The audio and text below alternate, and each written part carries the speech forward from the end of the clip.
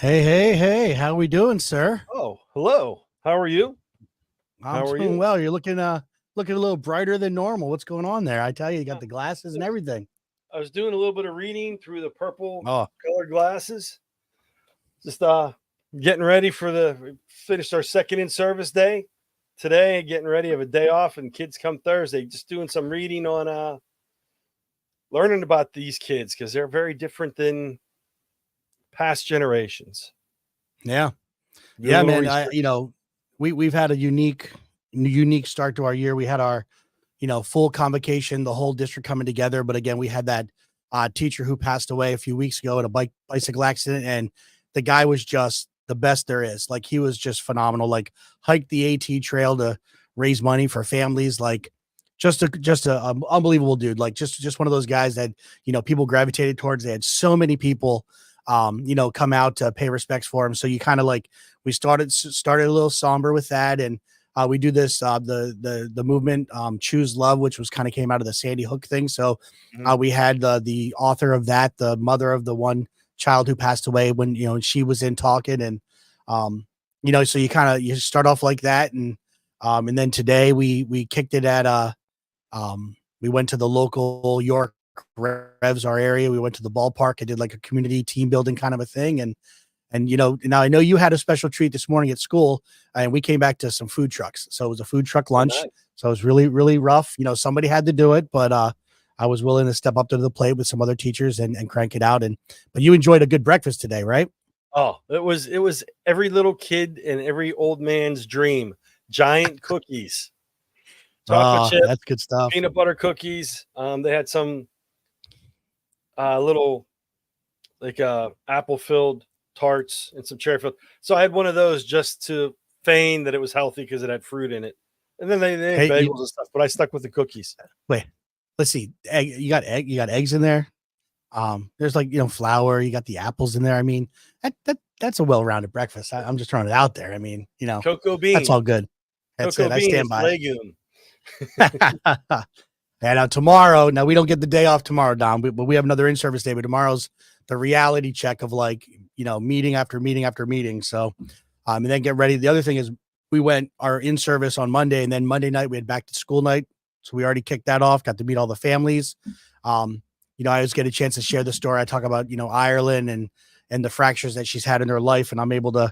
I talk to the parents and I say, I said she has this, condition. I explain what the osteogenesis imperfecta is, and I say how there's times where I'm talking to the teachers and I used to share like, oh my gosh, like I was plugging something in and my foot, broke her, broke her tibula, she's broken her femur, in different times. And I share that story with the parents, but I really use it to like say, listen, if you wouldn't have heard me talk about osteogenesis imperfecta, and I just talked about breaking my daughter, you'd be panicking. You want to dial 911, children's and youth services. Like, and I said, but we talk about it's in the context. And I said, Yeah. and I always tell them, I said, so, this year we're going to be joined at the hip. If any weird conversations, cause dude, you and I are cut from the same mold when it comes to like, just sometimes just dumb things happen in the classroom, a Yeah. trip, a fall, stuff gets stuck in my beard. I come back from lunch kind of a deal.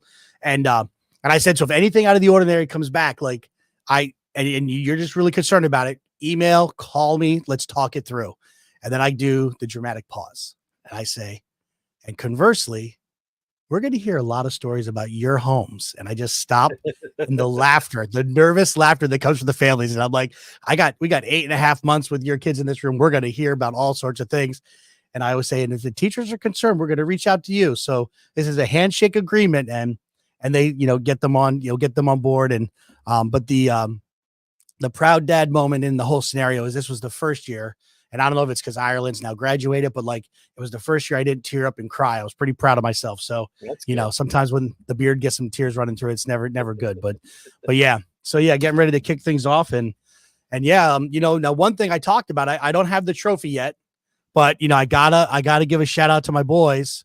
I told you that I had the opportunity to coach these guys in flag football this year. These guys all go to my church, and they did 2 years of like just having losing seasons and just being just a horrible experience.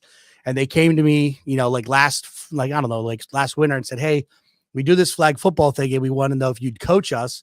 And it first became a part where they're arguing about, because there was two different teams who I was going to coach kind of a thing. And I was like talking to them about what maybe my pay would be. And we were trying to figure things out. But so they joined together. So we did it. And they went from winning 1 or 2 games in 2 seasons to, going undefeated. We went 6-0, won the division, won the league, did the whole deal. And so those guys are pretty fired up. So I know you joked and told me that a trophy doesn't go to the coach. So I don't have the trophy, but there's a picture of it in there. I take back all my snide comments looking at that picture, because I make fun of you for stealing the little door tags from Best Western, which the ACT wasn't charged. They like us, and you laminated it. But I know, to coach a team with that old number 77 on it to a championship. Hey, buddy, that takes some skills, brother. That takes some skills. Yeah. It was a good time had by all. So that was a good day. So, so they're pretty fired up. So it was pretty exciting. So I had to show that off there. So, and I appreciate you backing off on that one, Dom. I appreciate that. We'll make sure we're good with that. All right, man. Well, listen, how about this weather? Like, I got a beard built for this weather, buddy. I am digging this. I was wearing a sweatshirt and jeans at the ballpark today. Like, that was a good time. Now I know you were fighting it though. Oh, I could thank you. All right. You could thank me, because the neighbors sitting around the pool, sitting on the deck afterwards, and they're like, "You have to go back to school." And they're laughing. I said, "I hope it snows." And guess what? It came close. Oh man. It did. I know it's good stuff. But listen, like, so the right now, the true feeling of fall's in the air. And, we're getting ready to officially start our back to school time. Unless I think you're in Philadelphia, they still got like 2 or 3 weeks left, because they like to go all the way into like mid-July to like make it look like they're working harder than everybody else. All of our Philadelphia friends, and, but yeah, so a lot of stuff going on, but dude, it's a Tuesday. It's the 3rd Tuesday, right? 3rd Tuesday of the month. So I think it's time we kind of kick something off. What do you think? I think it's time for the PACT pod. Let's roll it.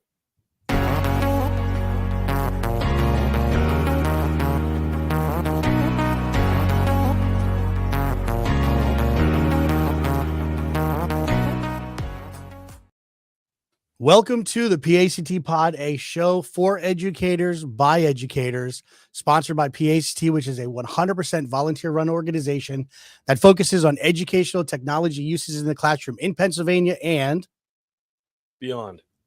My name is Eric Verno. I am the president of PACT, and with me today, as always, is my co-host, Dom Salvucci, and vice president of PACT.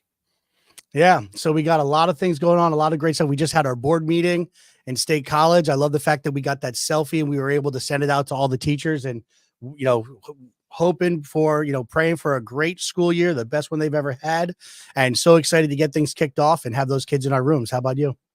Yeah, it's good. I'm excited. I'm nervous. I'm trying a lot of new things this year. We had our back to school night for freshman orientation last night. So I went in. I have sophomores, but I go in and just kind of help out. It's an hour and a half in the evening after school.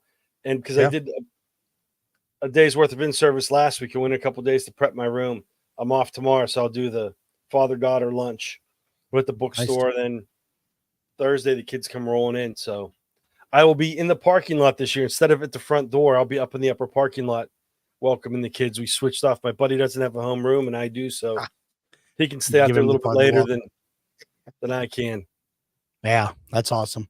That's very cool. Well, a lot of good stuff going on. Yeah, Novi goes back to college here. We're moving her back on Thursday. So I got like first day of school, come home, get changed, grab Abby. We're going to drive up, help move stuff into the apartment, grab stuff, get all that going. Come home. You got, next day of school Friday. And then, I'm on the sidelines doing the Chen Gang Friday night. So we got our first home football game. So busy times are hitting, but yeah, it's a good time. So I'm really excited about tonight's show. I'm really hoping we got a lot of people watching. I definitely think there's going to be some great stuff shared. I leaked a book to some of the leadership in PACT a little bit ago and said, hey, I want you to read this. And I really think there's some good stuff in here. And, I didn't want to be so bold as like, hey, we got to do these different things, but just wanted to get the people, I always joke, whenever you want something done right, you get it to people that are smarter than you. So I found those smarter people and put it out. And it was cool because as we were having conversations, they started kind of sharing and talking about how their thinking's been changed by some of the topic of this book. And I know, Dom, you've been reading it, and I know we got some good questions. And I think we're ready to kind of kick things off, and let's talk about Generation Z. So, yeah. And as always, we'll bring in someone smarter than us to help lead the conversation. Listen, it is a successful formula. Even though football tastes and maybe chocolate tastes a little suspect, but we'll let that slide for this episode. Man, listen, it's too late to name this Poke the Bear, all right? But that's really what's happening with this show. But all right, we're gonna have Stephen Robertson. We're gonna bring him to the stage to talk about his book. It's called Aliens Among Us: 10 Surprising Truths About Gen Z. So our podcast will get ready to roll.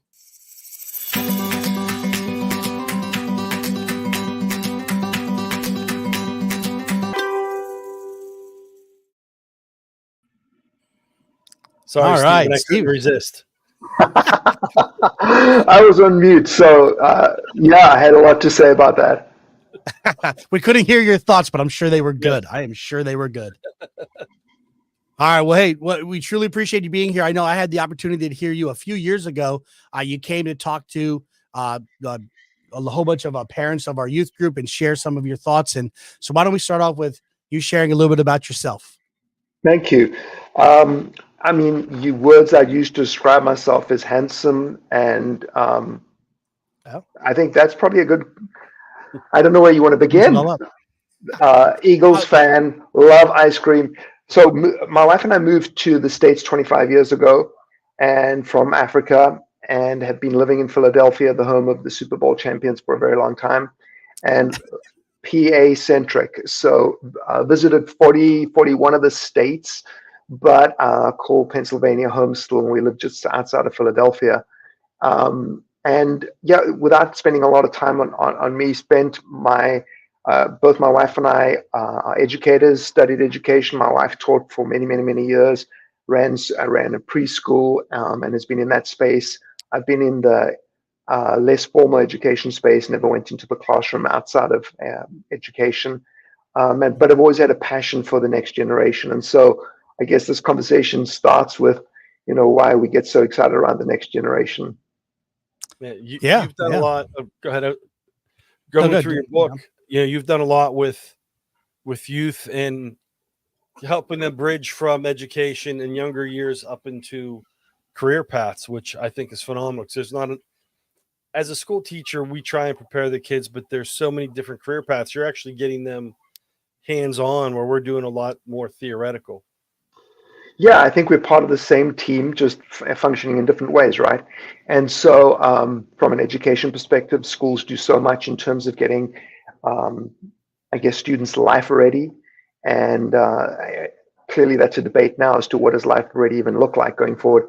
And we've been in the space where, since the last 2 decades or so, we've been running programs for middle school, high school kids primarily, but also for elementary school kids, where we've given them the opportunity to upskill, to do something with their summer that's meaningful and grow them. So it's anything from kind of the traditional camp experience the traditional camp experience, where you'd experience, all the sports and the arts and the crafts, up to, the middle school and high school programs that were much more specialized in terms of learning skills like medicine and law and business and anything you could imagine.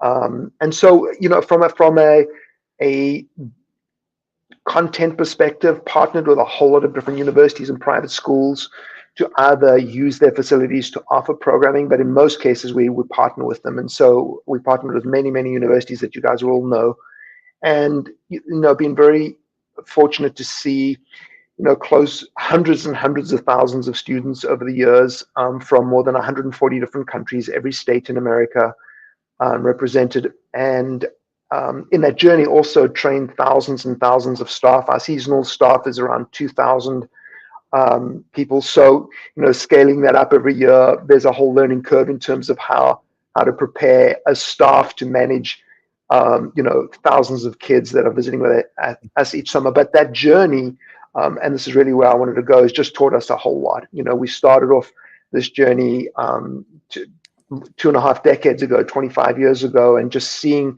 the changes has actually helped us really future-proof our business and really got us into a place to see that actually the whole world is changing. Yeah, that kind of the thought as you're talking about everything that you're doing and those camps as you're bringing those kids in from all over. So you were dovetailing into it. So the question I was going to ask is, you went from running those camps and I'm just thinking about the numbers and it would have been keeping my head afloat and making things going. There was so much, but yet your curiosity got turned to kind of the generational differences. I'm curious what, describe that moment of that thought that kind of really took you in this direction to really kind of let exist in Z. So Eric, I mean, it's a really great question. Not this past summer, because I've transitioned into a different role now. I'm in the corporate coaching and executive coaching, corporate training space, and doing a couple of other things as well. But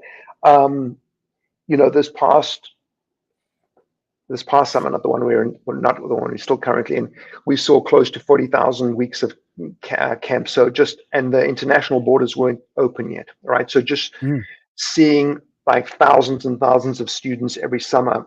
And so, when you look at that over a timeline of 20 years, what we recognized was that there was a period where we truly knew our customer. And in so doing, we were very successful as a business, right? Reaching these people from around the globe and bringing them to different programs all around the United States, primarily on the East Coast, but we had programs in, places like Michigan and a couple of other places too. But, around about 15 years ago, there was this inflection point where we recognized something shifted in the market. And we, like any good business, started to do some research and try and understand our customer better. What has shifted? Is it just an anomaly? Is it an inflection point? Is it something more significant? And as we started to lean into the data, which is a really good place to begin the research, right? Because at that point, the data was starting to become really ubiquitous in the sense of being able to look through it and really decide, is it telling me something meaningful? We started to see some real significant shifts in our customer base. And so, leaning into that trend helped us scale our business 10x over the next 12, 15, 20 years, right? But while others were really, really struggling. And so that time where we recognized there was this shift, we were just fortunate enough to have the time to look inward and say, well, what are we doing? What should we be doing? Had a really good amount of time spent looking at our customers, not only the students that would come, but even to the parents. And then, as I already alluded to, even how do we train our staff? Because the staff are part of, as a teacher, is part of giving this experience or this learning experience to students. And so that journey, over the next, few years, we started to refine more and more and more, understand more and more deeply, to the point where, I started to then write a book, which took 5 years to write. My publisher begged me to go live, and I was like, no, there's just so much more we need to say. And then eventually the version that's out there right now, I wish I could still add, chapters and chapters to it, because we've just continued to learn. But the scary thing that we recognized in summary is that we have a generation, 52% of the world's population, by the way, is under the age of 30, right? So 52% of the world's population, and that generation is fundamentally wired different to any generation we've encountered. And so when you start to unpack what that really means to each and every one of us, you start to really get into the deep end. Yeah. It's just that having that awareness again, recognizing that the things are changing and how that's rolling, and just to be able to, kind of take that time to really reflect. I look at in education, we spent so many years on brain research. How do kids learn? How do people learn? Let's study this. We got to have movement. We have to have these different things. And I feel like our focus, and Dom can speak about, the Western side, but I feel like a lot of our focus has been there and what we're doing in the room. And, and on our side, as far as looking at it, I feel like, wow, this is kind of crept up, because it kind of came up as like, man, it's a result of the pandemic, man, it's a result of XYZ, whatever the case may be. All sorts of different things that are said, but I feel like, you all, really took that time to be like, let's really dive in and what specifically is causing this difference. And I think that's the power in this book and in the things that you share. And and again, I think it should be, I've been saying it to all my friends, like, if you're in education, this is a must read, like just as much as all the brain research has been for us, like understanding our constituents. And, we have 3 new teachers in my building, 2 of them that I either taught or like coached against, kind of a deal. Like, and it's that generation. So like they're starting to fill, you said 52%, I believe, the population. Well, within like the next 10 years, they're going to be over 50% of our education, our teaching force. Yeah. And that's like what Eric was saying. And we have teachers coming in now who are part of this generation. Correct. And it's like Eric was saying, a lot of it, well, the pandemic, being locked down, these kids are coming up and they didn't have, the socialization, but it's beyond that. And, reading through the book, it's especially like when you talked about the overload, like this time of year, I'm doing a book study. I'm reading your book. We have school coming back together. I'm trying new things for my school, trying to get stuff done around the house. It's chaos. And it's like, there's days I just want to come home and, either put on music or just sit in silence. And that just, that's something that we're able to do. But like you said in the book, this new the Gen Z kids, they've been immersed in this from the get-go. They didn't have all the changes that we have. And I laugh when you talked about some of the things, and I don't want to give away too much from the book, but you call somebody, you have to wait till you get home, call them at home. And because even back in the day, people didn't have answering machines. So you wait till you get home, and you might not hear from them for how long. And nowadays it's like, I didn't get an instant reply. Like, and you see that on Facebook. If someone doesn't reply to if my mom or my boyfriend or my boo or whoever doesn't reply in so many minutes, they owe me a steak dinner or they owe me this. And it's like, it's instantaneous. Like I've turned off a lot of the notifications on my phone. Yeah. Because I have my work email, PAECT email, my home email. We have Slack. You have social media. It's like to silence it. Yeah. I mean, you guys are touching on such a lot, really. One of the things that I think I spend most of my time, effort, and energy working with corporations or anybody is just a shift in perspective. And the perspective is everything, right? So, there's an incredibly great football story that I love to tell about perspective. I won't tell it today, but it just, until we believe everything that we think. And so until you have enough data and or explanation around something, you will not move your thinking to something new. And so when we look at any generation, we look at them through the lens that we've grown up with and the lens that we know works, because it did work and it does work, right? So it's justifiable until you recognize that there is a different lens you really need to put in place for them. And then to look at this generation. And once you recognize that there is some kind of a shift, well, then it changes your strategy and your approach to everything. And so the perspective conversation is probably the most powerful, where I try to spend a lot of time on sharing data and proof to show how the shift has happened. And there is, an analogy that it's in the book I love to use. It's about just colors. And I spent a lot of time going through the data that shows you how millennials, call them 30 and older, are all one generation. They're not, but we're just calling them one generation. And they're all blue. And so as a result, they have a blue lens, and things would pass down from generation to generation. It took a while for the younger generation to catch it. It always does. It always has. The older generation would look at the younger generation and shake their heads, and they just don't get it yet. And they're teenagers going through a phase. All true, by the way. And, and at some point, the teenagers will stop going through a phase and start behaving like the other blue people. Now, I'm not talking about blue collar. I'm talking about this blue lens, right? And so then there's this massive shift that happens and that is happening in the world. And I call it the perfect storm. And there is technology, there's world news, there's social media, and there's leadership. And those come together in a really crazy way. and I call that yellow paint, and you pour that yellow paint into the blue paint and you blend them and you get green, right? And so the idea is really this, is that Gen Z and Alpha Gen or Gen Alpha are green, and they've never ever been blue. So as educators, as anybody that is a blue person, when you don't recognize that this is a green generation, they've never been blue, so they cannot think like you do. They cannot process like you do. They never will, right? And so once that starts to land a little bit, you start to look at them through a different lens, which is why I called my book Aliens Among Us. I wanted people to think about a generation that isn't human. Of course they are, but I wanted you to see them through a different lens, because then you come to them with a different mindset. The other thing that's important about that analogy is that as you keep adding yellow to the blue, it just keeps turning green. And so our world is turning green. It's never going back to blue.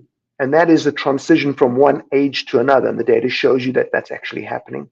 So we're never going to go back to this blue world that we're all so familiar with and did work and is in some way still working.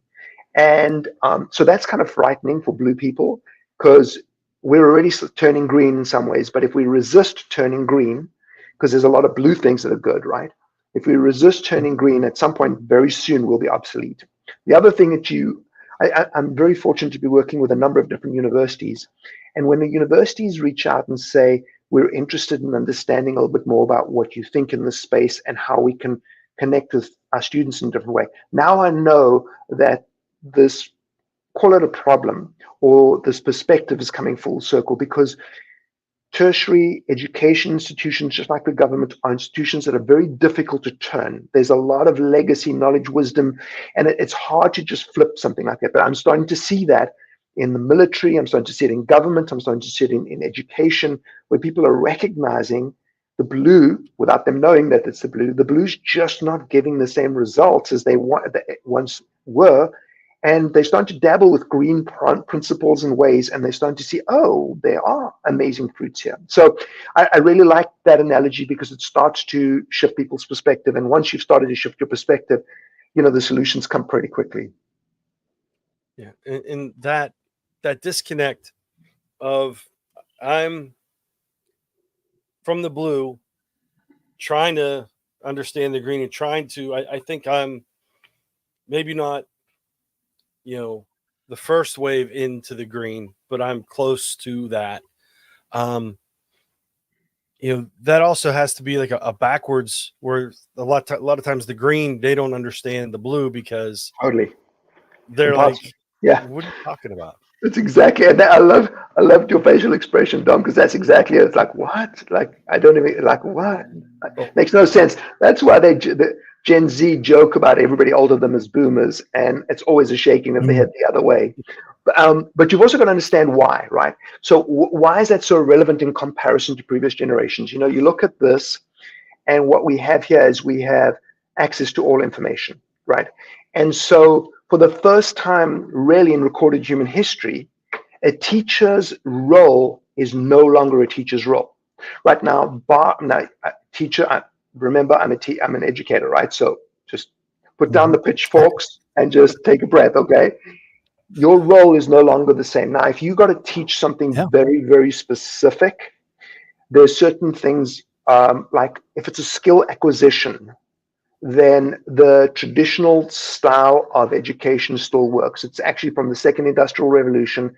It's what I call sage on stage. I have the knowledge, and I'm going to show you how to do it. It's the coaching mechanism, right? So when we're doing skill acquisition, or a subject that requires an acquisition of a skill, that style still works. But what I want you to see is that what we're in right now, and it's an example of the green world, right, is that in the green world, we have information over application. So your role as a guide, as a teacher, as a parent, as an educator, is no longer providing information, which is what we've done for generations. We've given information primarily and then figured out what the application looks like. Now it's just application, because I don't need you to get the information. And you're going to argue that left and right. Nope. Take a breath, and it's the truth, right? And then so that's just one way to see how if our mindsets don't shift a little bit in terms of even how we deliver there's still delivery of content. I get it, right?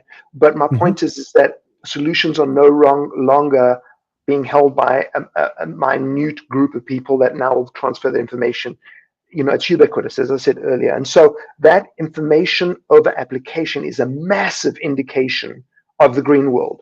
Just as something that's even more compelling, we're in a place of access over ownership. Now I'm just showing you how the world is green, no longer blue. So in the blue world, we owned stuff. We owned DVDs, we owned CDs, we owned Encyclopedia Britannica. Did you guys ever get that?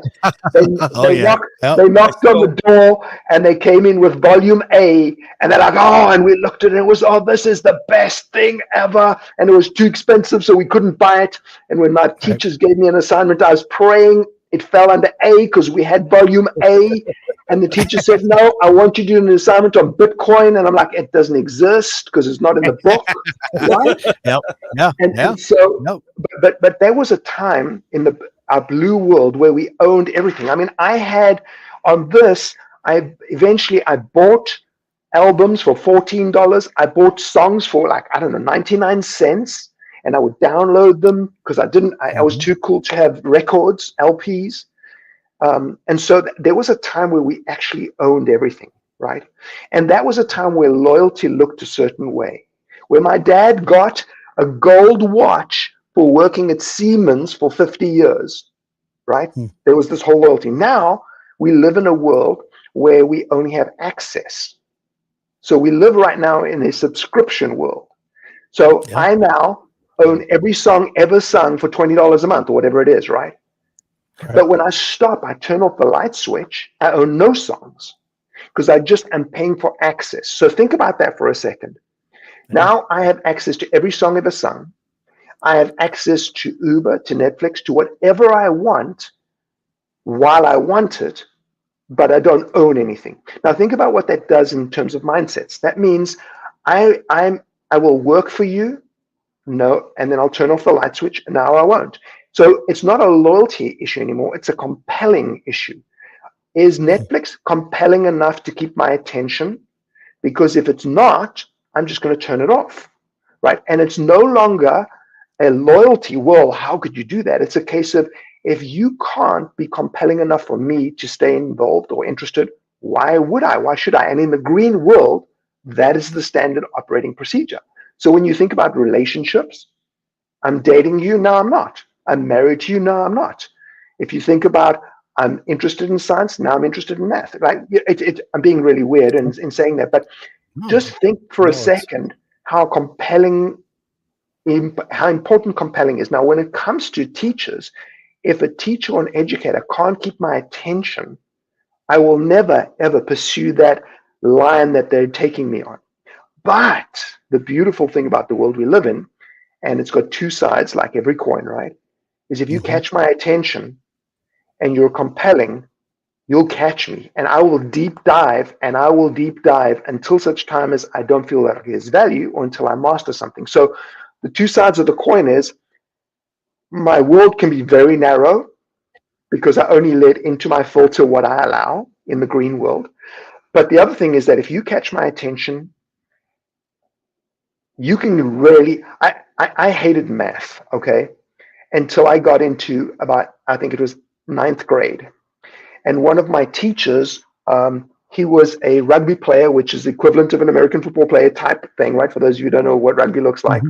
And he was this beast of a man. And I remember him coming over to my desk and putting his hand on my shoulder and crushing my shoulder gently with a smile on his face and compelling me to learn the theorems. And oh my hat, I learned those theorems so quickly because I was petrified. I'm not saying this is a good strategy. I'm just telling you what happened, an historical account. And because I deep dived out of fear of my life, I became good at math and started to love math. And so my point only is this, that from a green world perspective, our job, unfortunately, because we live in a green world, an Instagram world, a world where it's access over ownership, a subscription world, you have to work hard to get people to maintain a subscription until they believe that there's real value in that subscription. then they deep dive, and you won't lose them. And so that process is probably a process that should have always happened. It shouldn't have been the other way around. The customer should be able to drive that, but what it looks like and how to roll that out, it can be really difficult. Yeah. All right. Now, Dom, did you catch what he said, though? You're not getting a hall pass to crush kids' shoulders. Like, it's not going to be signed by Steven Robertson. All right. So make sure you're good. Okay. Because, sometimes the Yinzers and the Steelers can go off a little bit. All right. Go ahead, Dom. The whole access, the access versus ownership. My dad was a teacher. He graduated high school in the 50s. He always said, it's back before you had the copiers.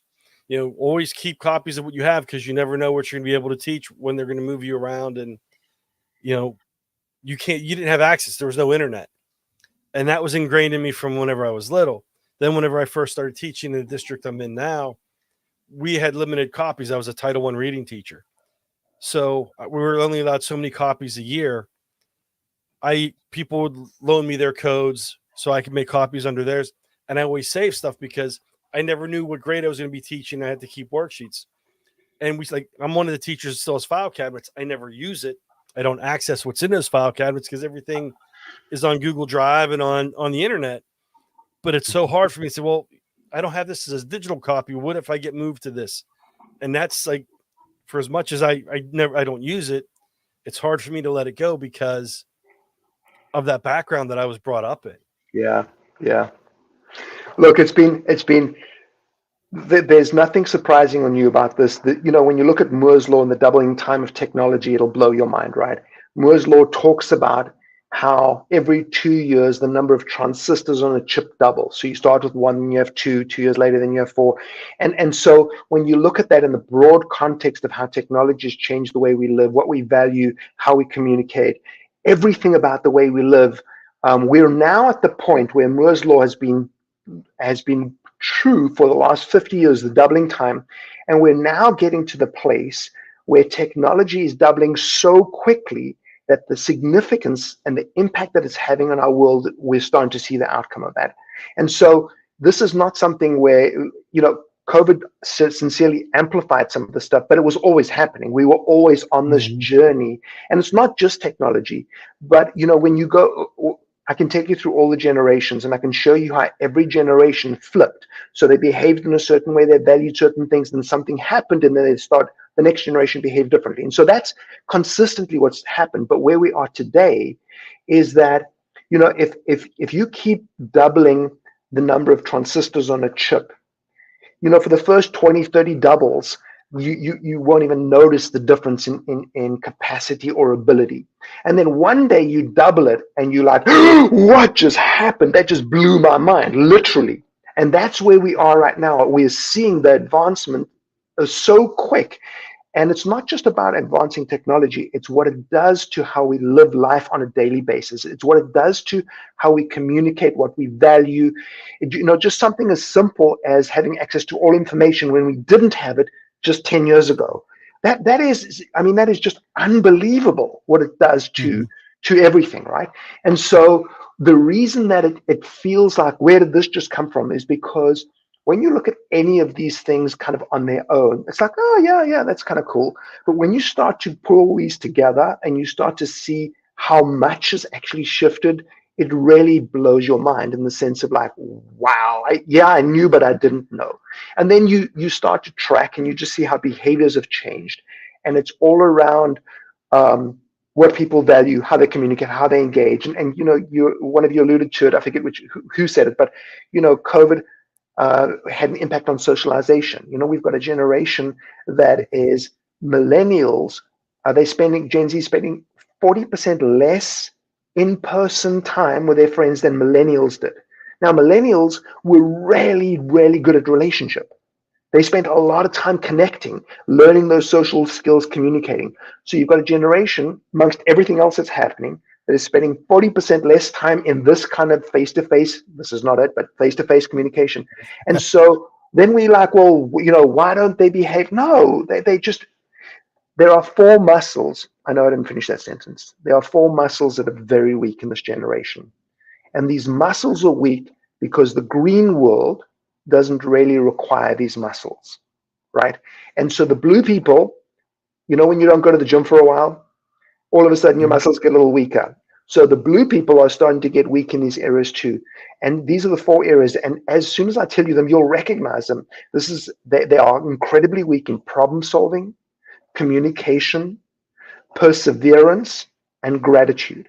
Now, when you look at what those 4 muscles mean and do for a human, it's really, really easy to understand why you need to come and serve, lead, teach, educate this generation differently, because they just aren't coming, they're not stepping up to bat with the same muscles that the previous generation did. Doesn't mean that they're better or worse. It's just there's a different approach required. And again, the point I'm driving is that we've done this at scale now, and I've done it with companies. I work with some really big sports teams, and some, it doesn't matter. But the point is, this is able to be done at scale. You just have to recognize that if you want different fruit, there's a different approach required. And it starts with just understanding, well, look, they are different for a number of reasons. It's not just an attitude. Somebody didn't just wake up and decide. You know, there are reasons. Doesn't mean they're right or wrong. It just means you recognizing what there is. And then as soon as you can get somebody to walk a path that's meaningful and authentic for them, you start to see them buy in a way that's really the same as we've always seen. When someone buys in, it's just a joy, right? Yeah. Oh, yeah. Yeah. Yeah, dude, this is okay. Mind blowing. All right. So yeah, there's so many things there with everything you've shared. Like, I mean, I'm not in my head when you talk about the muscles and you're like, oh, these will be recognizable. It's like you're sitting in the hallway listening to teachers talk about the kids. Like we're struggling like in our math scores because it's problem solving. It's, we talked about, way back was like having grit, sustaining that mental thought to attack that problem. And that sustaining is dwindling. So like grit's becoming a little, less, but that ability to problem solve and have those ideas, like that's just like the number one battle that happens. We're trying to do all these different things. And that's why this is just confirming about how strongly I feel about the different things in the book, that educators need to really be reading it, because we need to change up some things. I also look at like the experiences, like my wife worked for a company that was bought out by a tech company. It was a property management company, and this tech company bought them out, and they were hiring people. And so it's talk about your shift. Like, I got into education, like it was financial stability. I'm going to be here. Like I was one of those old guys that stood up. Oh, who's been here 20 more years, 25 or more years, right? Like, sat down when it was 30 or more. I'm not at 30 yet, but like, and that's like to me, that's like a badge of honor. I've been here. I've been working with 6th grade this whole time. I've been like, and doing it like Dom, we've been in that classroom, but with this generation, like they were celebrating like, oh my gosh, this guy's been at like 6 different companies. Like, and they were all, tech companies, and there was a celebration. And I'm like, and my wife's telling me this, and I'm like, but do you think they got fired from any of them? Like our generation gets conspiracy theory of like they've been canned 5 times. Like that's not a good thing. But they were like, oh no, they weren't happy with the status quo. They wanted to grow. They wanted to do it. I'm like, that was a struggle. When you were sharing, that just kind of like poof, like that just like hitting me, because I remember that just like 2 years ago, just going through that whole ordeal. I'm like, I just couldn't wrap my brain around that. I thought, to me, it's like, oh no, they've been doing this thing. They've been doing such a great job. Now they're looking for a change, but to be at 6 companies, I don't know if that's, good, but it's just that change. Yeah. I mean, companies, it's really complicated, right? Yeah. I don't think it's good, but it's the green world. Like Colleen, my wife, and I spend, 45 minutes trying to find something on Netflix to watch. And then like, just forget it. Like seriously, I've seen that. Like, I don't want to see that, right? And so at some point, it's like, am I going to unsubscribe? And here's the thing, right? So it's a two-way street. The company, the business, the education department, the teacher needs to be compelling enough to get a subscription and keep a subscription. That doesn't stop. There's always that group of people in any population that are going to just like move from coffee to coffee. This coffee's better, that coffee's better, right? What I want to protect against is painting an entire generation because of what you're seeing. And what you're starting to see is that the companies, I work with a number of them that are doing an incredible job of understanding how upskill and narrative are such a part of the leadership DNA. In other words, it's got to do with this compelling nature. So if you just put a little bit of time, effort, and energy into, and I know a lot of teachers do this really well, into your lesson plan and how you're going to approach it in an innovative way, that in itself is compelling, right? And you see the difference in how you capture young minds in that way, as opposed to just going through the motions. And so when a company does that in a compelling way, people don't leave. In fact, that becomes a narrative which validates culture and in fact determines culture. And once you have that in place, which is what I work with a lot of companies to do, what you see is that your retention goes through the roof, and all of a sudden now you can recruit.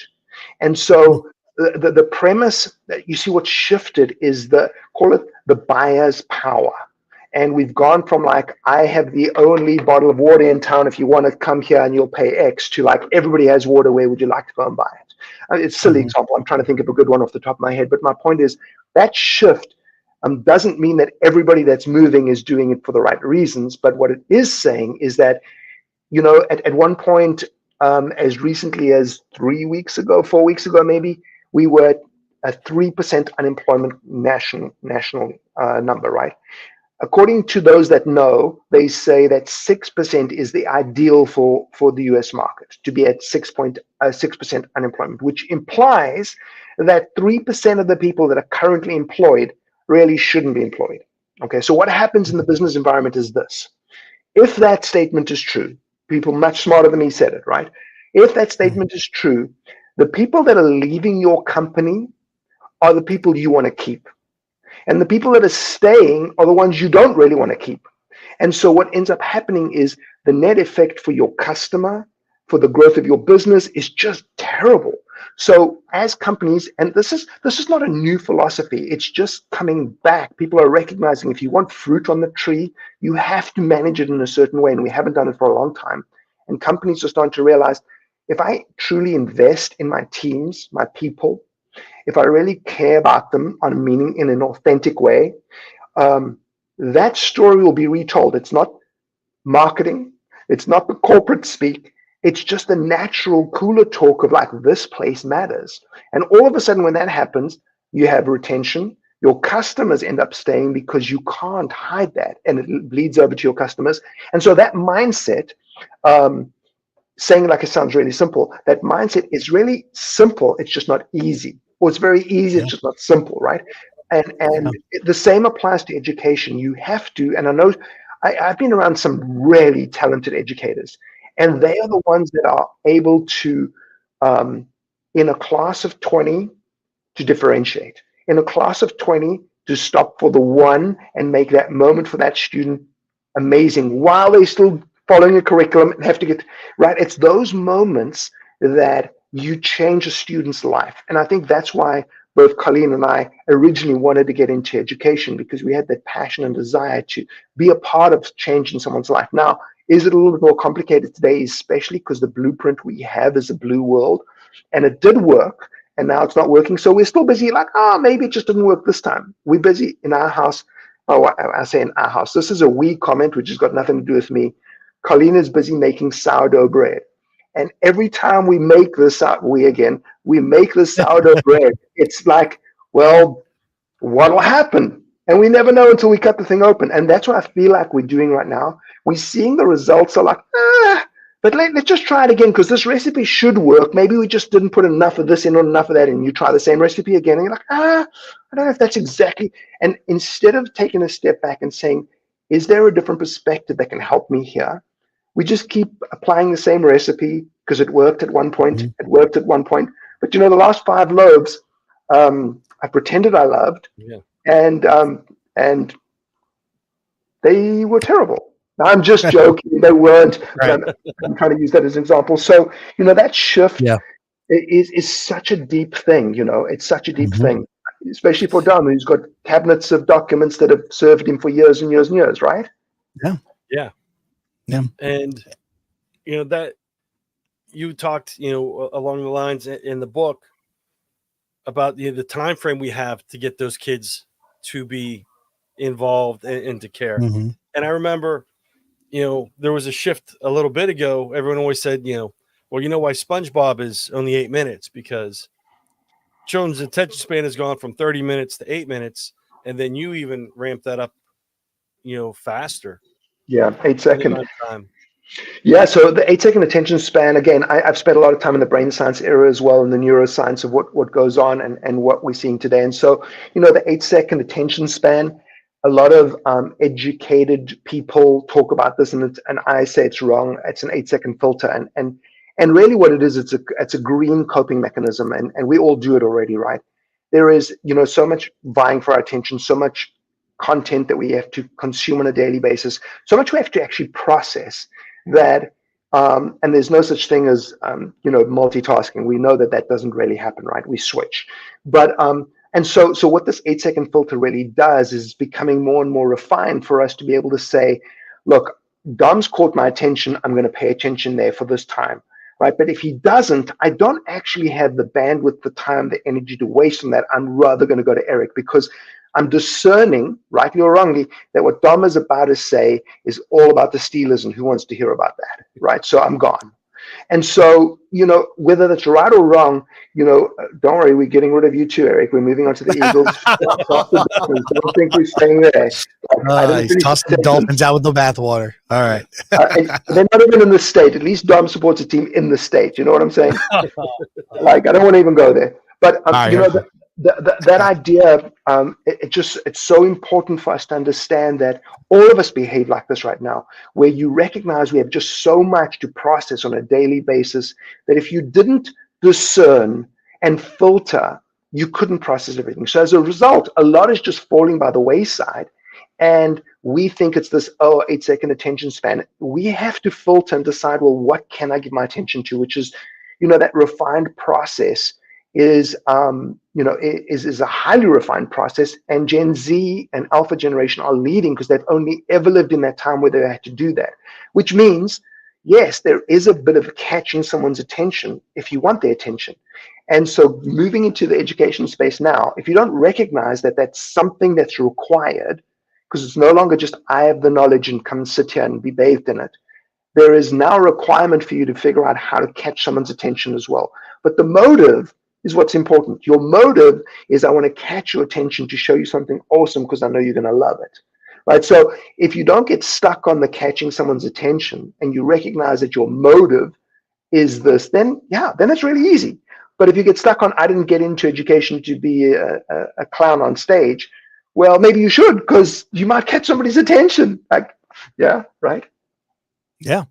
And that goes with, the disconnect between generations, because as an older person, there's things that I think are neat, and it's speaking Klingon to the kids, or they get that look like, what are you even talking about? You don't understand. Like, this is, and you have to make that connection.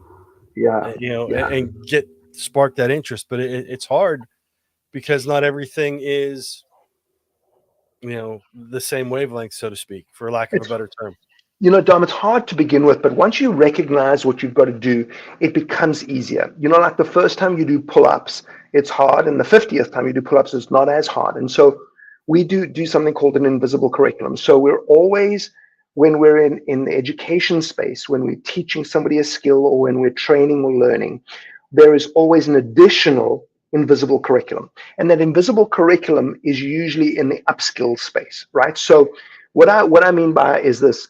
I've got 100 stories to give you as examples of what this looks like. So the things that stick are things like this. And I'll tell you one story. Do you have time for a quick story? Is that okay? We do, as long as you have time. Yeah. Okay. So I'll give you a story about, there are lots. I'm trying to think which one I'm going to tell you. Okay. So I'll tell you a personal story right now. I have a friend that I coach. He's the CEO of a company, and part of the whole journey of executive coaching is also checking in, like, how's your family, right? So that the family is in order, and then you can focus on the business. So anyway, so we're talking about he wants to take his 7-year-old son fishing, right? And so the curriculum is fishing, right? So I'm saying, okay, but now there has to be an invisible curriculum, because I fish, fly fish. I've just been in Africa trying to catch tigerfish. I caught one small one, but I caught one. So if you've never seen a tigerfish, Google them, people. Google them. Yeah. So now he's going fishing. So call him a teacher in this environment. He thinks he has a curriculum, and that's enough. And I'm saying to him, even your 7-year-old, this is not compelling enough. And he's like, what do you mean? I'm like, well, first of all, how far is this away from your house? Well, it's about an hour drive. Okay, it's an hour drive there and an hour drive back. Okay, and then when you get out of a car, how far is it? Well, we're going to go through the bushes for about a half an hour to get to the stream where the dad's fished before. I'm like, okay. So you're talking about a 7-year-old here, right? Okay, so I said, now, when you get there, whether you fly fishing, bass, whatever you're doing, what happens if you don't catch a fish? Because the excitement is way up there, right? Way up there. I've now fought my way through the bush. I'm there. Now what's going to happen? So we unpack this, and I'm like, so I want you to think of something a little bit better. Not that to replace the fishing, I want you to add to it. So the first thing I want you to do is I want you to set him a task to pack the snacks for the day. Do the research, ask mom, come up with this list. We'll take you to the shop, buy the snacks for the day, because snacks are a big deal. He's 7 years old. I'm not 7 years old, and snacks are a big deal, okay? Yeah. Okay, so they've got that. Second thing is you go on Google Earth, and you show him the place that you're going to. Now you're creating awe and excitement around this moment, right? You then go all the way there. You fish. I pray you catch a fish. You don't catch a fish. Do you think son is going to want to go a second or a third time?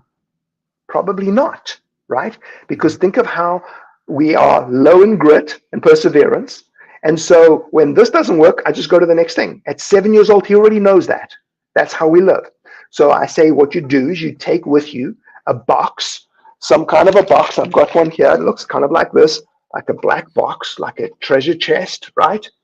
And you fill it with 1 cent pieces, throw in some mud and sand, and while you're fishing, you go and hide it somewhere on the way back, right? So what happens is if you don't catch a fish, well, guess what? You stumble across this little treasure chest. And now here's what happens. When he gets home, he has a story to tell mom at the dining room table. So when he catches a fish, he'll tell that story. If he catches the fish and finds the treasure chest, I guarantee you he will remember the treasure chest story, because the catching the fish was actually an expectation. I was expecting to learn math in your class. I'm going to go home and tell mom and dad about something else that happened in math class, not that I learned how to do math. And so once you've got that treasure chest and that story as an example, now you can anchor that story. You can count the coins, and you can put them in piles, and you can go and get those things from the bank, and you can put them in, and you can deposit them in the kid's bank account, right? Now, every time you drive by a bank, you can say, oh, remember the time you found those coins and we took them to the bank. So you've got an anchor that brings you back to a story that was worth retelling. That's what narrative is called. And that is what's compelling about going fishing. The next time he's going to go fishing, at the hopes to find something, not to catch something. If he catches something, that's the expectation. It's like when you go to a hotel, the expectation is a king-size bed in your room. The expectation isn't service that delights and surprises you. If you get service that delights and surprises you, that's the story you retell. So I'm telling you that as a teacher, as an educator, as a trainer, building these invisible curriculum little moments in, that is what wins. And those stories get retold, and that starts to create a legend. It starts to create a culture that when people come to you, that's the expectation, and it changes everything. Your students arrive with an expectation and a desire to learn like you can't imagine. And we see this from in the corporate level, from the C level all the way down, across the board. All you have to do is figure out how to delight and surprise somebody here and there. It's not every day, not all the time. It's these little geocache gem hunts, treasure hunts that you just find here and there. And once you think about it creatively once or twice, it becomes more and more easy to do that on an ongoing basis. It's incredible. I can give you 1,000 examples. That's amazing. Yeah, and I know Laura, Don, put that back up there. I know Laura's been watching and making a lot of great comments talking about the invisible curriculum. Never called it that before, but I like it. Building the moments are key. Yeah. So, I mean, it's awesome. A lot of great stuff. Now I got to confirm, is this the fish? Hold on, that's the wrong thing. Hold on, let me fix the screen. That ain't it. That's not the fish. That wasn't it. I don't know why the screen wasn't set up properly. Let's see here, because I'm like, I gotta show this, because I'm looking at this thing thinking, this is really what you were after. Colleen and I just went on a safari in Botswana, and that is the tiger fish. That it's a man eater, and it is when that hits your when it hits your line, it's like a bomb exploding. It is. Mine was much smaller, but I caught one, and I was the only one who did. So I went all the way to Africa to catch one of those, and I did. That's great. I used to watch River Monsters, and I saw those fish on Yes. River Monsters. Yep, I saw it on River Monster too. I wish I had my own to see, but I only had a little one. Thank you for finding that, Eric. Let's say that's the one I caught. That's that. That's it. Hey, listen, it's recorded. It went on. So if it's on the internet, it's got to be true. We got it. All right. So listen, I seriously, I think we need to like set up another time down the road to have you on again. I know we're going to be doing the book study, and I am so interested to have that interaction and have just some of the leaders that we work with across the state interact with you. The mind shift change. It's so powerful because it's, as Dom shared his story, I think about the stuff that I've done because why do I do it? Because that's what my dad did. That's what my co-op teacher did when I first came in, but like things are changing. And I think that understanding, that realization is just powerful, but it's now, what do we do with it? I know we touched on the 8-second filter, which I really like the way you say that. And I do know that's one that Scott commented. I know he's watching. That's one that really caught his attention. Of the 10 truths, before we close out here, you've shared a lot of different stories. Was there any one specifically that you haven't touched upon that you think is a powerful one to kind of share? Let me think for 1 second. So, if I look through them,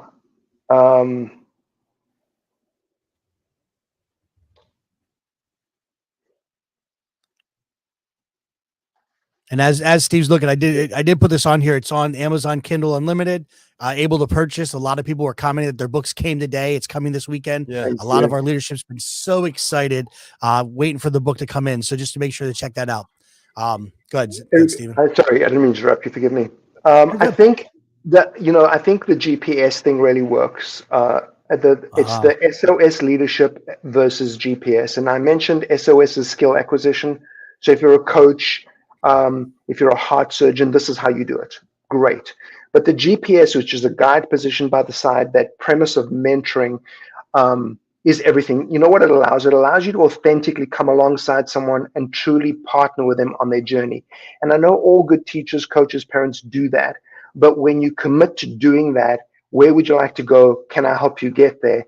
That broad mindset, I think it is, when you look at and if you look at it in a mentoring mindset, from a mentoring mindset or perspective, 86% of Fortune 500, 90% of Fortune 250, and 96% of Fortune 100 companies have mentoring programs. Go figure, right? You think they're onto something? And so when we come alongside students, our children, our spouses, with the mindset of, what can I do to help you on your journey? Now, primarily because they have all information, right? How can I help you apply that? What can I do to come alongside you? When you have that mindset, it's truly transformative. It changes your attitude. It brings an authenticity into the conversation, which I think Gen Z can't resist. Why? Who would resist that, right? And I just think that there's something really, I don't even think, I know that there's something really deep and meaningful and authentic about that to help people move forward in a really positive way and hold them accountable. Yeah, that's amazing. Like looking through this stuff, I mean, it really is. And as Chrissy kind of mentioned, she's one of our regional directors. It's helping her relate to her son. Like I said, like what's really awesome is a lot of the different people that it's, I'm sending it out to them, say, hey guys, this might be good for our classrooms, but yet it's infiltrating our lives. Because again, when you're talking about that, I think of a conversation at our dinner table. We jokingly, I always worked on getting my daughters to kind of share about their day. Now the problem is to get them to stop. They just overshare. I literally don't get a word in edgewise. It was a conversation today. And I remember the first time my daughter made a reference to, this is going on in the world. And what do you think about this, Dad? And how does it play out? And I just was kind of felt like I got punched in the stomach.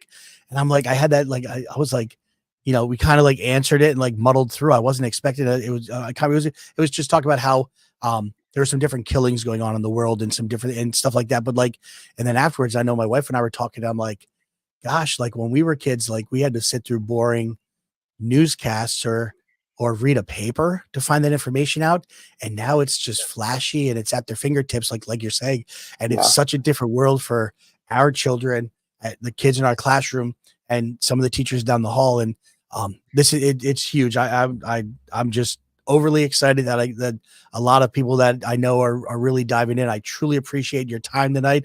I know you're busy at a hotel there down in Washington, D.C., and you're doing a lot of great things. And I know our leadership team is going to be moving forward with the book study. We're hoping to have you on. If people are reading it, they see this video, they get the book, and they have questions, how can they reach out to you? Well, please do. First of all, my heart and passion is to just share. I don't have all the answers, but I have some that really work. And so I don't claim to know everything. But I'm not sure if you can just drop my contact in the chat or share it with whoever. Probably the easiest is, please get on Instagram. You should be there, even if it's just to look at what's going on. So I'm on Instagram, Stephen_J_Robertson. My email address.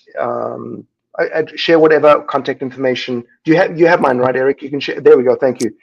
Reach out to me any way that is appropriate or easy for you to do. I would be thrilled to have the conversation and just share anything that I have to share. Again, I don't know all the answers, but I just certainly have experienced some things that have worked incredibly well. And just to say, just for the audio listeners who are listening, be bold at StephenJRobertson.com. Would be the email address to reach out to. And you said Instagram was Stephen_J_Robertson. Look at that, Dom. Good job. All right. So check out the Instagram. And this is the first time, we truly appreciate it. You're the first time we've actually successfully are streaming live on Instagram. So just in case you didn't know this, we're streaming live on Instagram, YouTube, LinkedIn, and Facebook. So tonight we're sharing on those streams, and a lot of different people are watching from different places and giving their comments. So truly thank you. Sorry, go ahead, Dom. Thank you. And especially for you, we did Philadelphia Eagles green in the banner. That. Thank you. That's it. Thank you. I really appreciate that. Yeah, and not only we need to have him on again just for football talk. We're just going to do a football pod one time, have some great conversations of the different teams, and and then just ingrate him in the why Dan Marino, Western PA, is still represented in the Dolphins. We'll talk about that too. All right, well, Stephen, thank you so much. We truly appreciate you. It's an honor to have you on here and have that conversation, and just thank you for the work you're doing. And listen, you talked about there's more chapters needed. I think you need to work on version 2. I think volume 2 needs to come out, because it's definitely going to be a lot of information that's truly needed, and it's going to impact the classroom. So truly thank you. And hopefully you have a great rest of your trip, and travel back safely to Philly. Yeah, thank you, Stephen. It was great meeting you. Thank you, Dom. Thank you, Eric. Hey, sure thing. All right, man. What a show. What a conversation, huh? Great information. Yeah. Yeah, he got me there. I had to quick look. I'm not gonna lie. I'm working through the book, and I was like, okay, I just started Truth 9. That's what he talked about the GPS. And I was like, okay, so then he brought it. I'm like, oh man, one I haven't gotten to fully yet. So I'm working on diving through there, and my cheat sheets weren't quite ready for him, but just amazing stuff. So I truly encourage anybody in PACT, KTI, reach out to your friends. Just share it. There's such good information. And again, just catching the kids' attention, pulling their interest in.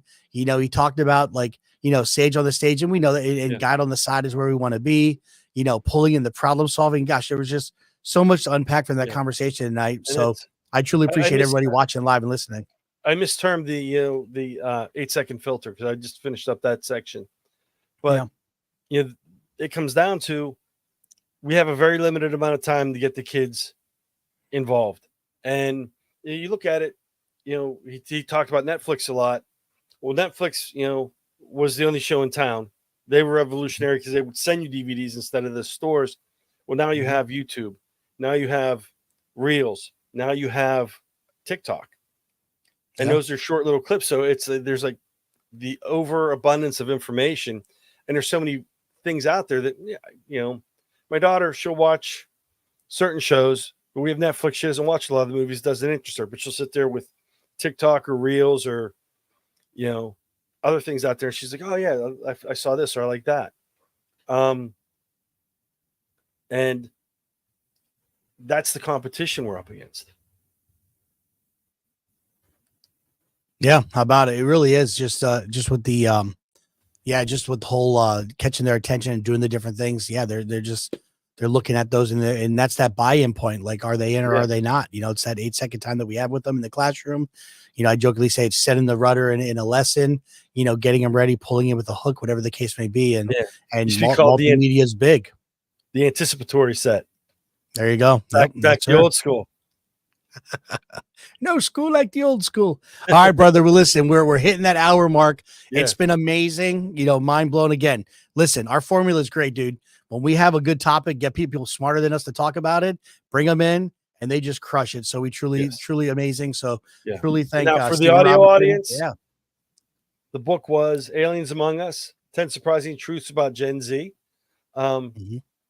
So check that out. As I know, we had a couple comments come up, and we've been scrolling across the bottom of the screen, but we haven't been on the audio as much with the book title. So, yeah. So it's on Amazon Kindle Unlimited right now. You're able to check it out there. Get it for purchase. And it's interesting when we talk about that multimedia piece. Like now, like Paramount looks like they're shuttering, and now the big discussion is, well, I bought a movie off of Paramount. So if they shutter, do I lose it? And the answer is yes. So why did I spend $20 on it? I don't own it. And like, that's just a huge thing. Like there's so much going on right now, but yeah, I don't know. There's so much. I think we can go for another hour, just like try to unpack everything that's been shared.